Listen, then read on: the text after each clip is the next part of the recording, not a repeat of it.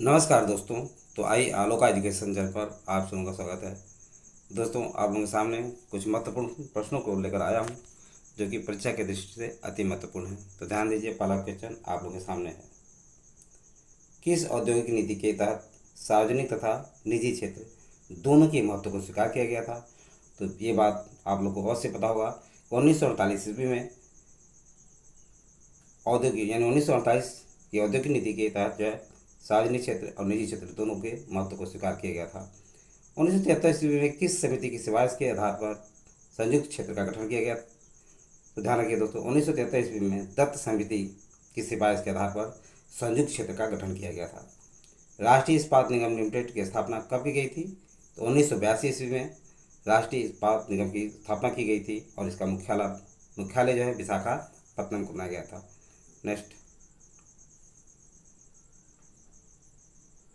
Small is beautiful लघु उद्योगों की उपयोगी भूमिका पर महत्वपूर्ण एवं बहुचर्चित पुस्तक है। यह किसकी प्रसिद्ध रचना है या यह किसकी प्रसिद्ध पुस्तक है? तो सुमाक्रन की। सुमाक्रन की प्रसिद्ध पुस्तक स्मॉल इज ब्यूटीफुल लघु उद्योगों की उपयोगी भूमिका पर एक महत्वपूर्ण एवं बहुचर्चित पुस्तक है। जहाँ अर्थव्यवस्था में रोजगार स्तर, उत्पादन स्तर तथा आय स्तर तीनों बराबर होता है, वह कौन सी मांग कहलाता है? तो ध्यान रखिए दोस्तों, यह समर्थ मांग कहलाता है। समर्थ मांग के अंतर्गत उत्पादन स्तर तथा आय स्तर और रोजगार स्तर ये तीनों ही क्या होता है? बराबर होता है। भारत में बच्चों को निःशुल्क और अनिवार्य शिक्षा का अधिकार कब प्रभावी हुआ? तो 1 अप्रैल 2010 को भारत में बच्चों को निःशुल्क और अनिवार्य शिक्षा का अधिकार प्रभावी हुआ। नेक्स्ट, मानव विकास सूचकांक के गुणात्मक मापन का प्रयास यूएनडीपी द्वारा कब किया गया? तो 1990 ईस्वी में दोस्तों जो है मानव विकास सूचकांक के गुणात्मक मापन का प्रयास यूएनडीपी द्वारा किया गया। 1956 ईस्वी में मिस्र द्वारा किस नहर का राष्ट्रीयकरण किया गया था? तो स्वेज नहर का राष्ट्रीयकरण 1956 ईस्वी में मिस्र द्वारा किया गया था और इसका निर्माण 1869 में किया गया था। कब? 1869 ईस्वी में। कौन सी जल संधि फारस की खाड़ी और ओमान की खाड़ी को जोड़ती है? तो हार्मुज जल संधि जो है दोस्तों ध्यान रखिए फारस की खाड़ी और ओमान की खाड़ी को जोड़ती है। कड़ी चट्टानों में उगने वाली वनस्पति को किस नाम से जाना जाता है? तो कड़ी चट्टानों में उगने वाली जो वनस्पतियाँ होती हैं दोस्तों उसे लिथोफाइट के नाम से जाना जाता है। लिथोफाइट कड़ी चट्टानों में उगने वाली वनस्पति होती है। दक्षिण अफ्रीका के जुलू प्रजातियों द्वारा घास से निर्मित मानव अधिवास को क्या कहते हैं? तो कराल कहते हैं। क्या कहते हैं? कराल। कराल जो है दक्षिण अफ्रीका के जुलू प्रजातियाँ हैं जो कि अपना आवाज़ घास से निर्मित करते हैं। इसी अधिवास को ऐसी निवास को कराल कहा जाता है। नेक्स्ट, वायुमंडल के किस परत को सुरक्षा कवच के नाम से जाना जाता है? तो ओजोन मंडल को दोस्तों जो है सुरक्षा कवच के नाम से जाना जाता है। मदर ऑफ पर्ल क्लाउड जिसे मुलाम मेघ के नाम से भी जाना जाता है, इसका निर्माण किस मंडल में होता है? तो समताप मंडल में होता है। समताप मंडल में मदर ऑफ पर्ल क्लाउड या मुलाम मेघ का निर्माण होता है। प्रशांत महासागर में स्थित मेरियाना गर्त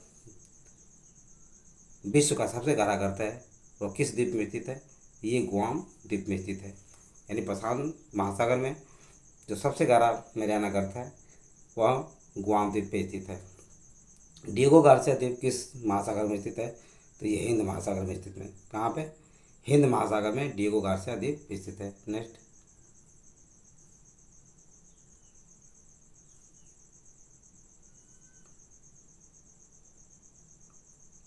किस सागर को महासागरीय मरुस्थल के रूप में पहचाना जाता है? तो सारगैसो सागर को महासागरीय मरुस्थल के रूप में पहचाना जाता है। सारगैसो सागर जो है सारगैसम पुर्तगालियों द्वारा दिया गया नाम है, जिसके नाम पर ही सारगैसो सागर रखा गया। रोमांस गंभीर किस महासागर में स्थित है?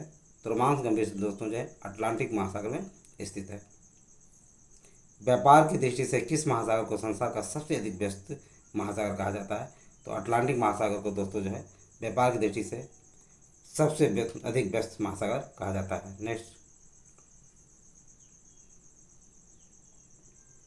चूने पत्थर की चट्टानों के घुलने से निर्मित मैदान को किस नाम से जाना जाता है? कास्ट कास्ट मैदान के नाम से जाना जाता है। कास्ट मैदान चूने पत्थर की चट्टानों से के घुलने से निर्मित मैदान को कास्ट मैदान कहा जाता है। भारत के विंध्याचल एवं राजमहल की पहाड़ियाँ किस पर्वत का उदाहरण है? तो ध्यान रखिए दोस्तों, भारत के विंध्याचल एवं राजमहल के पहाड़ जो है अवशिष्ट पर्वत की का उदाहरण है। 1919 ईस्वी के अधिनियम की समीक्षा हेतु किस आयोग का गठन किया गया था?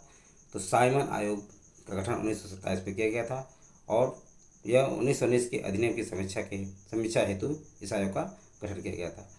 फिलिप हार्टोग की अध्यक्षता में शिक्षा की स्थिति की समीक्षा करने हेतु किस आयोग का गठन किया गया था? तो भारतीय और वैधानिक आयोग का। किसका? भारतीय वैधानिक आयोग का गठन जो है फिलिप हार्टोग की अध्यक्षता में शिक्षा की स्थिति की समीक्षा करने हेतु किया गया था। नेक्स्ट,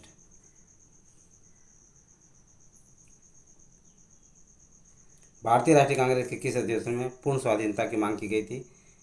तो मद्रास अधिवेशन, 1927 के मद्रास अधिवेशन में दोस्तों ध्यान रखिए पूर्ण स्वाधीनता की मांग की गई थी। और पूर्ण स्वराज की मांग कब की गई थी? 1929 के लाहौर अधिवेशन में। कांग्रेस को 1929 के अधिवेशन में पूर्ण स्वराज की मांग की गई थी। लेकिन ये बात ध्यान रखिए, भारतीय राष्ट्रीय कांग्रेस की 1927 के मद्रास अधिवेशन में पूर्ण स्वाधीनता की मांग की गई थी। तो ये सारी बातें आप लोगों को समझ में आ गया होगा। यदि वीडियो अच्छा लगा हो तो इसे सब्सक्राइब और लाइक करें तथा अपने सगे दोस्तों को शेयर करना न भूलें। थैंक यू दोस्त, नेक्स्ट वीडियो में मिलेंगे।